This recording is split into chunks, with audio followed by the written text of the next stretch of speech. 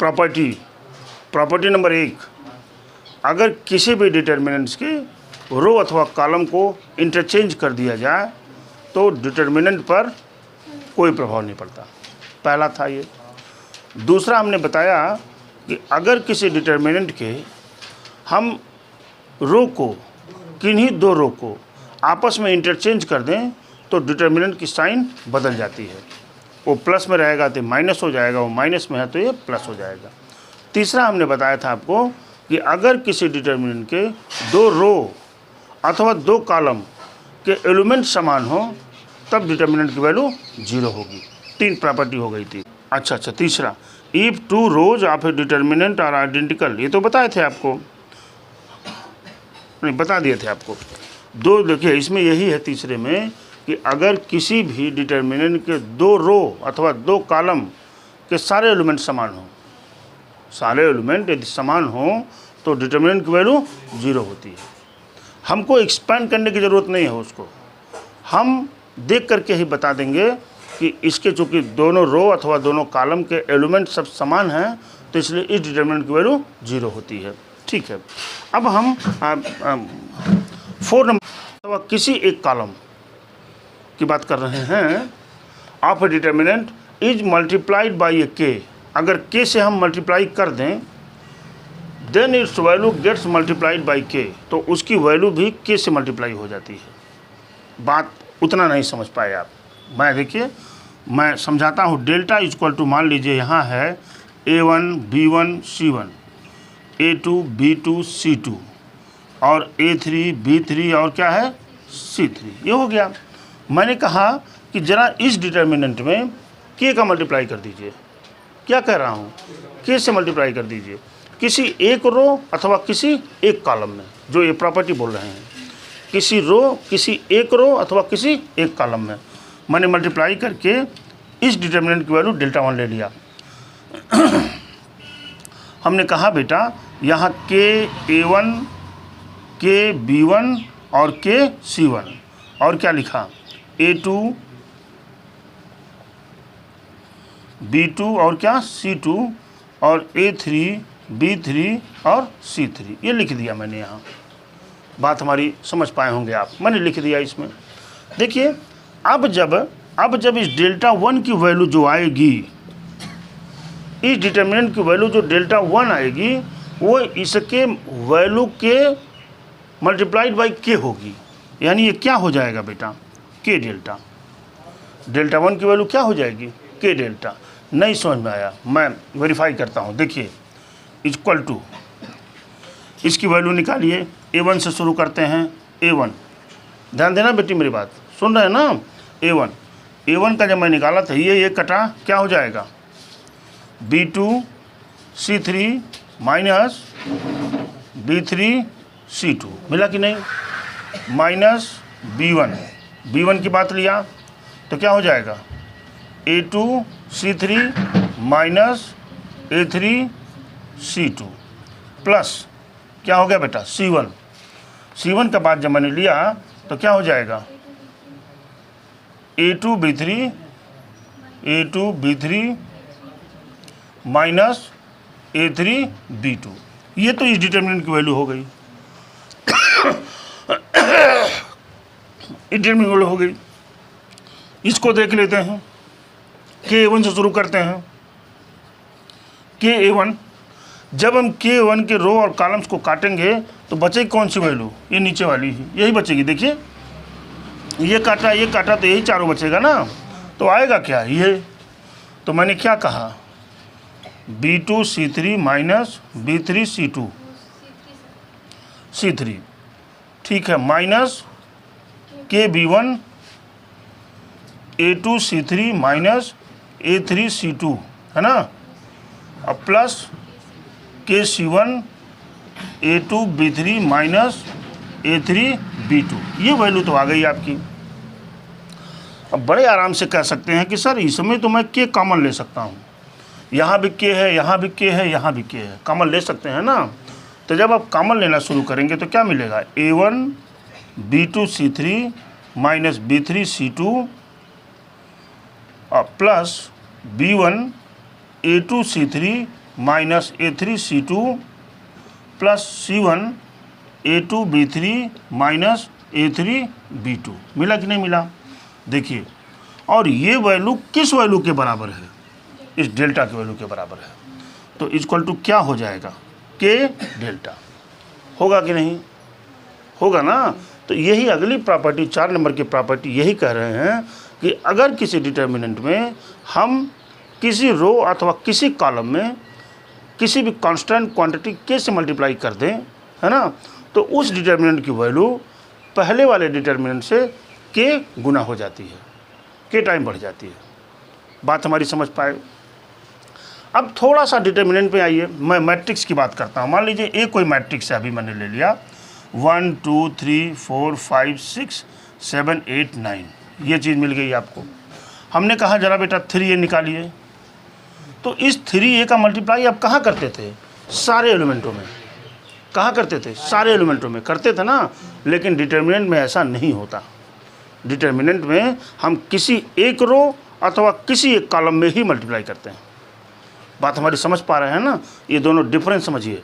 जब हम 3 का मल्टीप्लाई करने की बात करते हैं तो मैट्रिक्स में सारे एलिमेंटों में 3 का मल्टीप्लाई होता है, लेकिन डिटर्मिनेंट में किसी एक रो अथवा किसी एक कॉलम में। ठीक है ना? मैं अभी दो रिमार्क बताने जा रहा हूँ इस पर। वह रिमार्क इससे भी ज़्यादा इम्पॉर्टेंट है, सुनिएगा। अभी जो मैंने इसके पहले प्रॉपर्टी बताई थी कि अगर किसी भी डिटर्मिनेंट के किसी रो अथवा किसी कॉलम में किसी कांस्टेंट क्वांटिटी के से मल्टीप्लाई कर दें तो उस डिटर्मिनेंट की वैल्यू पहले डिटर्मिनेंट की वैल्यू की के गुना हो जाती है। ये बताया था आपको। अब इसी पर रिमार्क है। रिमार्क क्या है? By this property one can take out any common factor from any one row of any columns of a given determinant. नई बात समझ पाए? देखिए मैं क्या कह रहा हूँ। जैसे मैंने यहाँ पे लिख दिया 2 3 3 6 9, 1 2 3 4 5 6, हमने ऐसे लिख दिया, डिटर्मिनेंट है। आप देख रहे हैं पहले वाले रो में कुछ कॉमन हो सकता है क्या? और खोल कर देखिए इसको। ये देखिए, इसको लिख सकते हैं क्या? 3 × 1, इसको क्या लिख सकते हैं? 3 × 2, इसको क्या लिख सकते हैं? 3 × 3, यानी दूसरा क्या है? 1 2 3, और क्या है? 4 5 6। क्यों जी दुर्गा? आप देख रहे हैं कि हम चाहें तो 3 इसमें कॉमन ले सकते हैं कि नहीं? किसी एक रो से ही अथवा किसी एक कॉलम से ही हम 3 को क्या कर सकते हैं? कॉमन ले सकते हैं। यहाँ 3 जब हम कॉमन लिखेंगे तो मिल जाएगा क्या? 1 2 3। यहाँ पर आप ऐसा करिए, यहाँ पर आप 7 कर दीजिए, अभी 7 कर दीजिए, ठीक है ना? 1 2 3, इसके बाद क्या है? 1 2 7 और 4 5 6। ये हो जाएगा कि नहीं हो जाएगा? बोले भाई कॉमन हो सकता है ना। कॉमन ले लिया मैंने। पहली प्रॉपर्टी यही कह रहे हैं। दूसरी प्रॉपर्टी क्या कह रहे हैं? दूसरी प्रॉपर्टी को ध्यान से देखिए। If corresponding element of any row और a column of a determinant are proportional then its value is 0। ये कह रहे हैं कि अगर किन्हीं 2 रो अथवा किन्हीं 2 कॉलम्स के करस्पॉन्डेंस एलिमेंट अगर प्रोपोर्शनल हो एक दूसरे के, तब भी उस डिटर्मिनेंट की वैल्यू 0 होगी। बात नहीं समझ पाए आप? दोबारा देखिए मैं क्या बता रहा हूँ। जैसे मैंने लिख दिया, यहाँ बुक से एग्जाम्पल लेता हूँ। इन्होंने यहाँ पे लिखा हुआ है, देखो दुर्गा, 102 18 और क्या है? 36। नीचे दिया है 1 3 और 4, और हो गया 17 3 और 6। ये देखिए, ये हमने एक डिटर्मिनेंट ले रखा है। यहाँ डेल्टा इक्वल टू डेल्टा ले रखा है, ठीक है। प्रॉपर्टी क्या कह रही है कि अगर किसी 2 एलिमेंट किसी 2 रो अथवा किसी 2 कॉलम्स के करस्पॉन्डेंस एलिमेंट प्रोपोर्शनल हों तो उसकी वैल्यू क्या होगी? 0 हो जाएगी। देखिए मैं क्या कह रहा हूँ। देखिए R1 को चुनिए और R3 को चुनिए। दोनों एलिमेंट का देखिए क्या एक दूसरे के प्रोपोर्शनल हैं। तो जब मैं मिलाता हूँ तो 102/17, फिर क्या 18/3 और 36/6, इन सब की वैल्यू कितनी होगी 6। देखिए प्रोपोर्शनेट है कि नहीं है, इस स्थिति में इसकी वैल्यू 0 हो जाएगी। हम बिना देखे ही, बिना एक्सपेंशन किए ही ये कह देंगे कि the value of this determinant is 0। अभी पहली बात ये जो ये कह रहे हैं, इसमें मैं क्या कर सकता हूँ, इसमें प्रॉपर्टी थर्ड भी मैं यूज कर सकता हूँ। ये प्रॉपर्टी थर्ड से भी 0 हो जाएगा। देखिए मैं चाहूँ तो देखिए मैं लिख रहा हूँ यहाँ नहीं करना है आपको। अगर प्रोपोर्शनल है तब भी उस डिटरमिनेंट की वैल्यू क्या हो जाएगी बेटा, 0 हो जाएगी। अभी मैं एक और एग्जाम्पल्स लेता हूँ फिर और बताता हूँ इसको। था 102 न यहाँ है, मैं कह रहा हूँ कि अगर प्रोपोर्शनल हो तो इसकी वैल्यू 0 हो जाती है। बताया भैया आपको। देखिए मैं 102 को क्या लिख सकता हूँ, यहाँ 17 × 6 लिख सकता हूँ कि नहीं, यहाँ लिख सकता हूँ 6 × 3, यहाँ क्या लिख सकता हूँ 6 × 6। हो गया कि नहीं मुस्कान बेटी, ये हो गया 1 3 और क्या 4, और इधर क्या है 17 3 और क्या है 6, ये हो गया। ऊपर वाले में क्या कॉमन हो सकता है 6, पहली प्रॉपर्टी से मैंने 6 को यहाँ क्या किया कॉमन ले लिया, बचा क्या 17 6 और क्या 6, हाँ यहाँ 3 बचेगा, यहाँ क्या बचा 1 3 और क्या 4, यहाँ क्या बचा 17 3 और 6।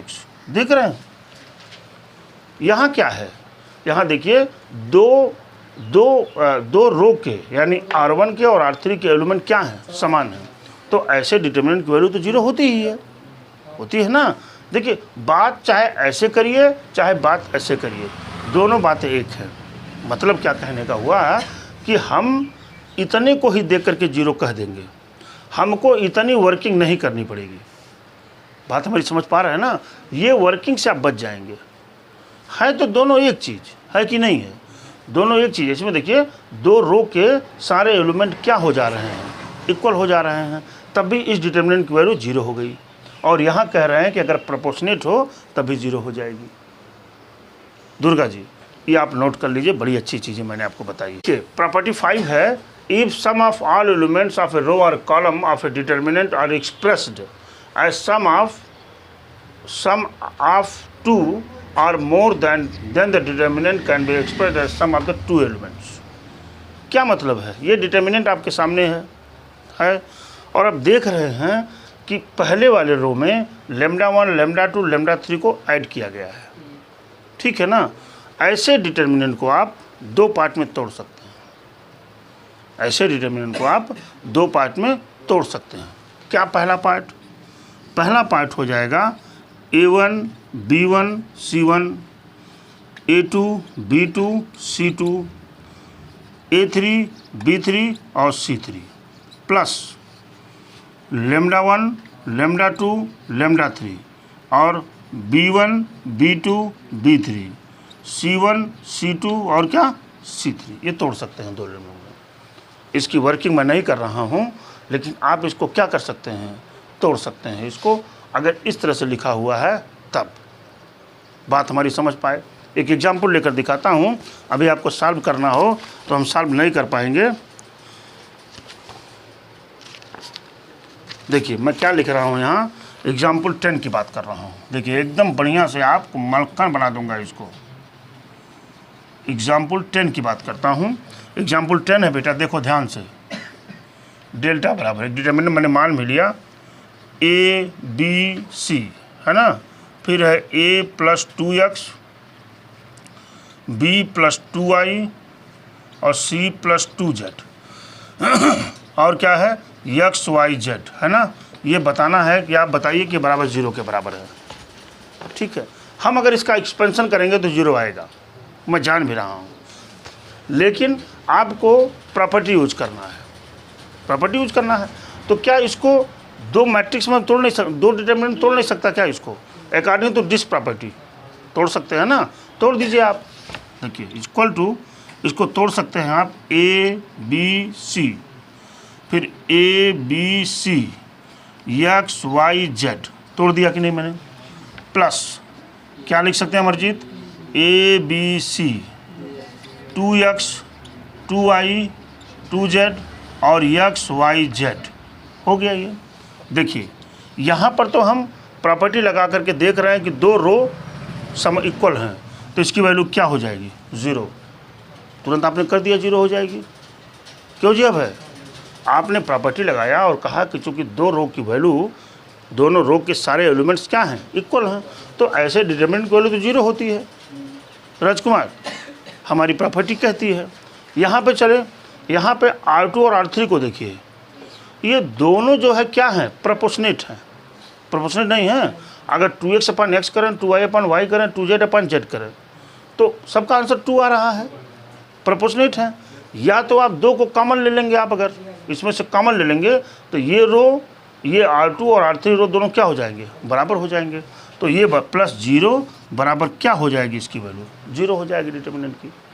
हम ऐसे सारे क्वेश्चंस को तुरंत सॉल्व कर देंगे, कहीं से कोई बट नहीं रहेगा इसमें। अभी देखिएगा, जब मैं क्वेश्चंस पे चलूँगा और क्वेश्चंस को प्रॉपर्टी के माध्यम से सॉल्व करूँगा, तब आप देखिएगा कि ये बिल्कुल एकदम मक्खन की तरह सॉल्व होगा आपका।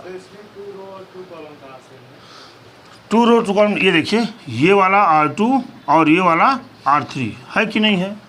देखिए इनके दोनों प्रोपोर्शनेट है कि नहीं है। अगर मैं कर दूं यहाँ पर देखिए 2x/x, 2y/y और 2z/z कर दूं, तो ये कट कर कितनी वैल्यू दे देंगे, 2।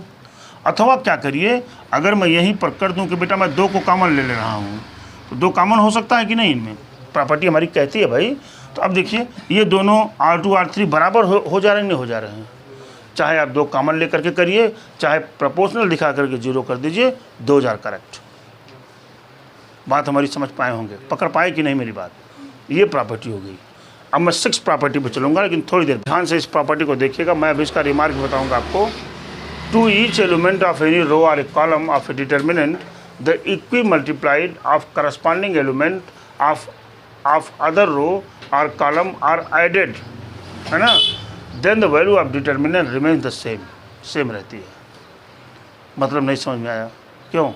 मैं बता रहा हूँ मतलब। देखिए मैं क्यों इसलिए हूँ, delta equal to A1 B1 C1, A2 B2 C2, A3 B3 और क्या C3, ऐसे कर दिया मैंने। मान लीजिए मैंने ऐसे कर दिया। मैं क्या कर रहा हूँ देखिए, अगर ऐसे मैं लिख दूँ R1 वाले रो को इंटरचेंज कर दूँ R1 प्लस के R3, ये लिख दिया मैंने। क्या लिख दिया? R1 प्लस के R3। क्या कर रहा है? If to each elements of any row और a column of a determinant the equi multiplied K से है ना, equi multiplied of a corresponding element माने A3 B3 C3, है ना। करस्पॉन्डिंग एलिमेंट कहाँ लिखे? Corresponding element of other row are added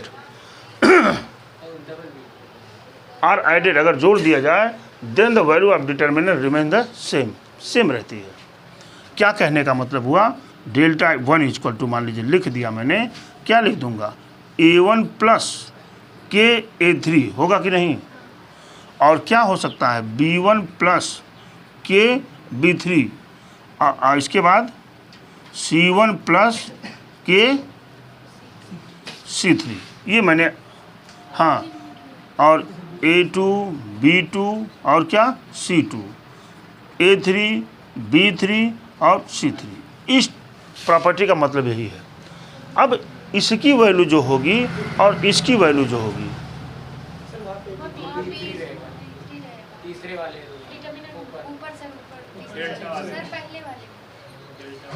A1, हाँ ये B2 रहेगा, नहीं ये में A3 B3, ये B3 रहेगा, ठीक है। देखिए अब इस डिटर्मिनेंट की जो वैल्यू है और इस डिटर्मिनेंट की जो वैल्यू है, दोनों वैल्यू क्या है? सेम है। दोनों वैल्यू क्या है? बिल्कुल सेम है। कहीं से कोई बात इसमें नहीं है। आप चाहिए तो चेक भी कर सकते हैं, मैं चेक नहीं कर रहा हूं, क्योंकि अभी ये सारी चीज़ें सब आप प्रॉपर्टी में पढ़ेंगे, और बिल्कुल जब अभी इसके सामने जब नंबर्स आ जाएंगे इन सब डिटर्मिनेंट में, तो ये चीज़ें काफ़ी अच्छी समझ में आती हैं। बात हमारे ध्यान में आई आपको। अब मैं इसके रिमार्क बताता हूँ। रिमार्क का क्या मतलब है? रिमार्क बड़ा इम्पॉर्टेंट है इसमें।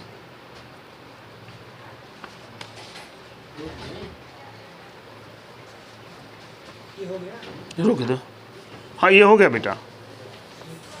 इसमें रिमार्क में एक बहुत ज़रूरी काम इन्होंने बता दिया है। देखिए यहाँ पर रिमार्क, देखो बेटा, रिमार्क में ये कह रहे हैं कि जैसे मैंने लिख दिया, इधर देखो मुस्कान, मैंने कोई यहाँ पर डेल्टा आई लिया, A B C D E F G H I, ये मैंने एक डिटर्मिनेंट ले लिया मान लीजिए, ठीक है।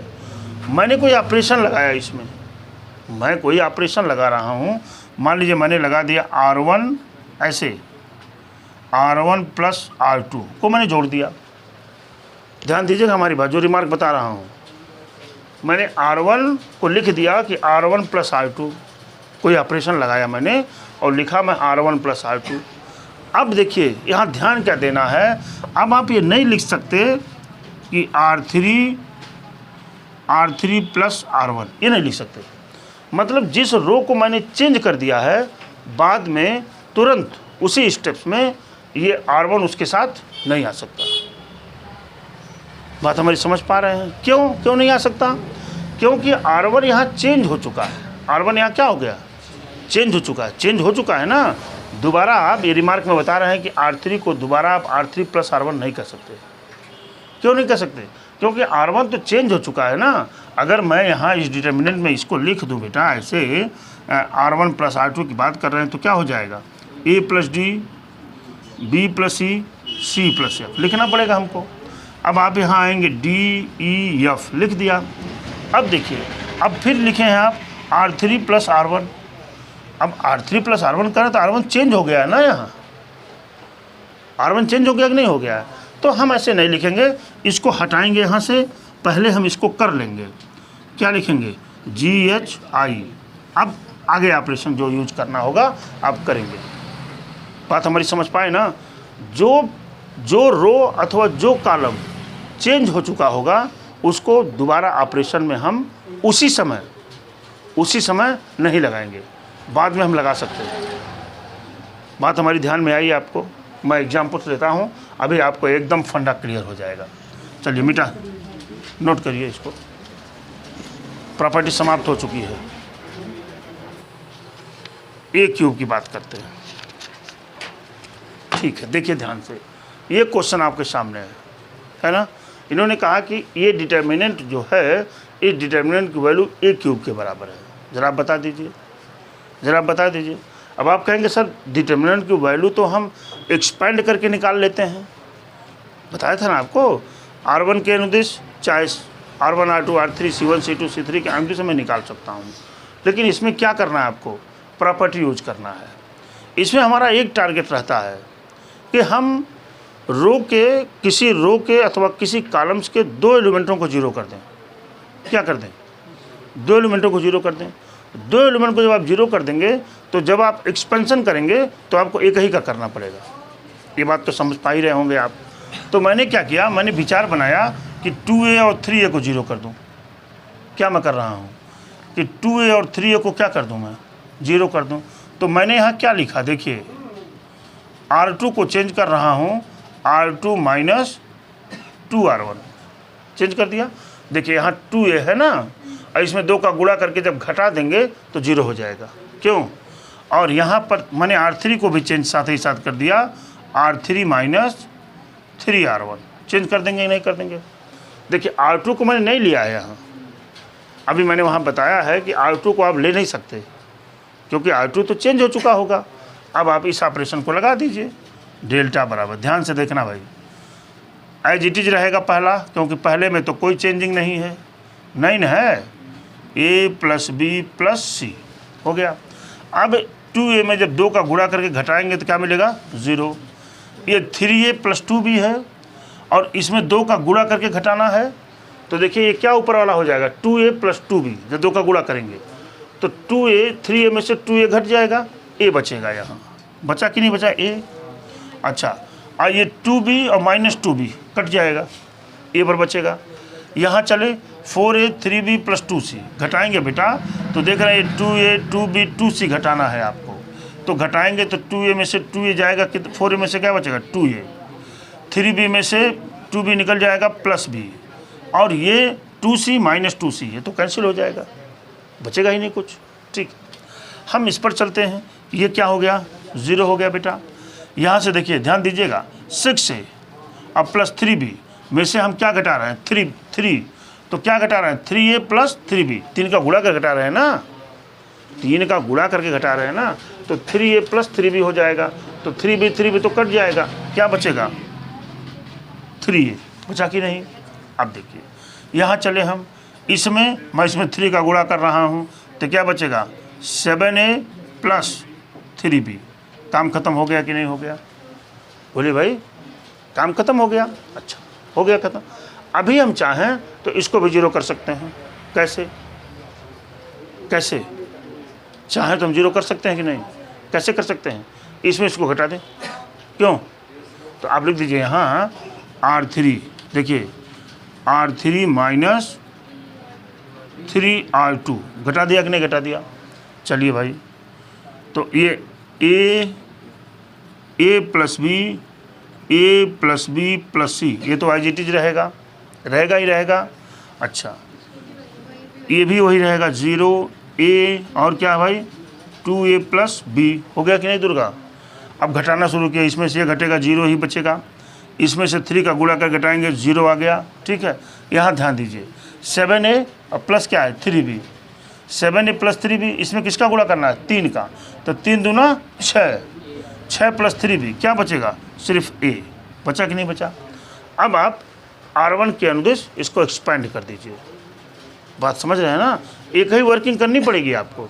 जब R1 के पद यहाँ लिखेंगे, R1 के अनुदिश हिंदी में लिख दीजिए, R1 के अनुदिश, हाँ C1 के हो, C1 के अनुदिश विस्तार करने पर, जब विस्तार करेंगे बेटा तो ये तो हम लेंगे ही लेंगे इसको, और ऐसे काटा, a का गुणा a में हुआ, क्या मिला a², और ये क्या हो जाएगा -0। बात दुर्गा समझ पाए ना, क्या मिल गया बेटा a3। देखिए कितना आसानी से हो गया सॉल्व आपको।